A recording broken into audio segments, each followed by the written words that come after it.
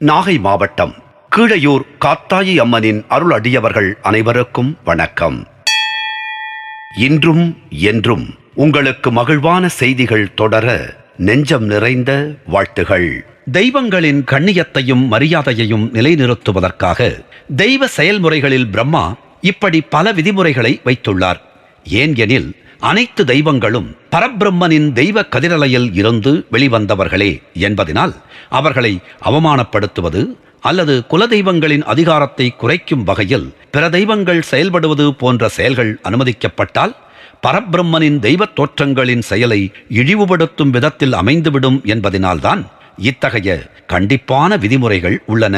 இவை அனைத்தும் வெளிப்படுத்துவது என்னவென்றால், மனிதர்களைப் போலவே தெய்வங்களும் சில நியதிகளுக்கு கட்டுப்பட்டவை என்பதை எடுத்து காட்டவும், நியாயமும் நேர்மையும் தர்மமும் பூலோகத்து மக்களுக்கு மட்டுமல்ல தெய்வங்களுக்கும் பொருந்தும் என்பதை காட்டுவதற்கும் தான்.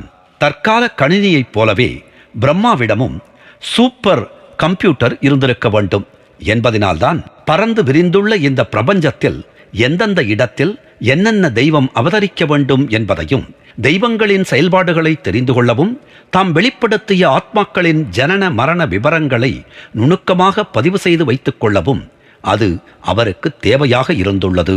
அனைத்து தெய்வங்களும் குலதெய்வங்களும் அவரவர்களுக்கு ஒதுக்கப்பட்ட இடத்தில் மட்டுமே சென்று அவதரிக்க வேண்டும் என்பது நியதி.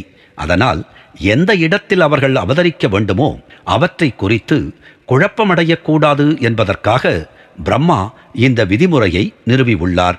தெய்வங்கள் தமக்கு ஒதுக்கப்பட்ட நிலப்பரப்பில் சென்று அவதரித்து அதன் பிறகு அந்த பூமியில் உள்ள ஆலயம் அல்லது வேறு எந்த இடத்தில் தாம் குடிகொள்ள வேண்டுமோ அந்த இடத்தை தேர்வு செய்தபின் அங்கு தமது தெய்வ சக்திகளை இறக்கி வைத்துவிட்டு அந்த ஊரில் உள்ள யாராவது ஒருவருடைய கனவில் தோன்றியோ அல்லது சாமியாடிகள் மூலமோ தாம் இன்ன இடத்தில் இருப்பதாக தெரிவிப்பார்கள்.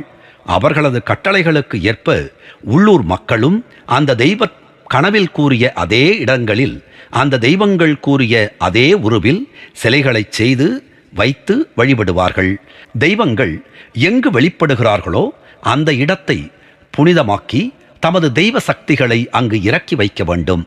அப்போதுதான் அங்கு அவர்களின் வழிபாட்டு தலம் அல்லது ஆலயம் எழும்பும். அந்த இடத்தில் சென்று பிரார்த்தனை செய்பவர்களுக்கு அங்கு மிதந்து கொண்டிருக்கும் கண்ணுக்கு தெரியாத அந்தந்த தெய்வங்களின் ஆற்றல் மிக்க தெய்வ சக்திகள் அவர்களது உடலை சூழ்ந்து கொண்டு ஒரு பாதுகாப்பு கவசத்தைப் போல அவர்களை பாதுகாக்கும். மேலும் அங்குள்ள தெய்வம் அவர்களது வாழ்க்கையில் இருந்து கொண்டு அவர்களை பாதுகாத்து வழிநடத்தி வரும். நாகை மாவட்டம் கீழையூர் காத்தாயி அம்மனின் திருப்பாதங்களை வணங்குவோம். அவள் அணைப்பில் இருக்கும் குழந்தையாய் நாமும் இருப்போம்.